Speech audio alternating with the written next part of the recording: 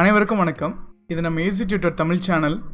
இன்றைக்கி நான் உங்களுக்கு என்ன சொல்ல போகிறேன் அப்படின்னா, இப்போ ஃபேஸ்புக் பார்த்துட்டே இருக்கும்போது இந்த ஒரு போஸ்ட் பார்த்தேன். இந்த ஒரு போஸ்ட் இந்த மாதிரி நிறைய போஸ்ட் வந்திருக்குது.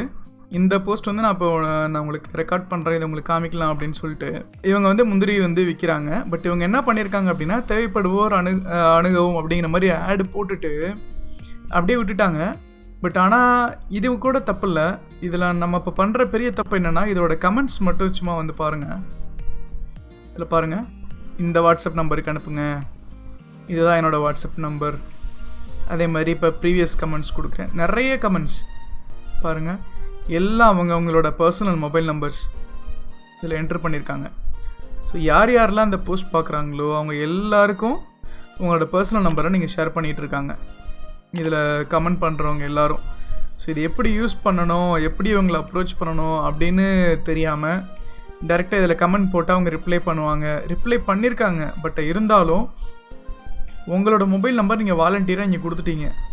இதில் பாருங்கள், 248 கமெண்ட்ஸ் இருக்குது. இதில் கண்டிப்பாக நான் ஷுவராக சொல்லுவேன், எப்படியும் ஒரு 150 பேர் வந்து அவங்களோட மொபைல் நம்பரை என்ட்ரு பண்ணியிருப்பாங்க. ஸோ இதில் வந்து ஈஸியாக அவங்களோட மொபைல் நம்பர் எடுத்துகிட்டு, இப்போ நான் தான் முந்திரி பருப்பு வந்து நான் விற்கிறேன் அப்படிங்கிற மாதிரி சொல்லிவிட்டு அவங்களுக்கு ஒரு லிங்க் சென்ட் பண்ணி இந்த ஃபார்மை ஃபில் பண்ணி அனுப்புங்க அப்படின்னு நான் சொன்னேன்னா, இந்த 150 பேரில் கன்ஃபார்மாக ஒரு 100 பேராவது அவங்களோட டீட்டெயில்ஸை வாலண்டியராக அவங்களோட யூஸ் நேம் பாஸ்வேர்டு எல்லாம் என்டர் பண்ணிவிடுவாங்க.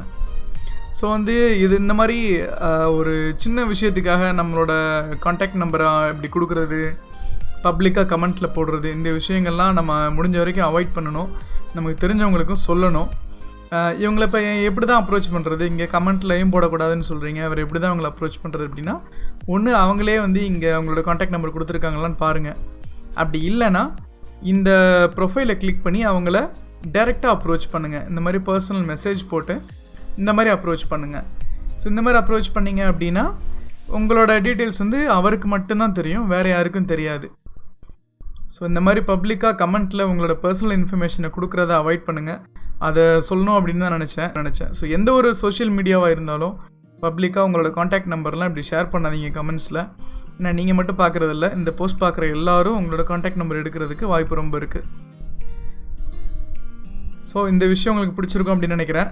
ஸோ நெக்ஸ்ட் வீடியோவில் நான் இன்னொரு யூஸ்ஃபுல்லான இன்ஃபர்மேஷனோட உங்களை மீட் பண்ணுறேன். தேங்க்ஸ் ஃபார் வாட்சிங் கைஸ்.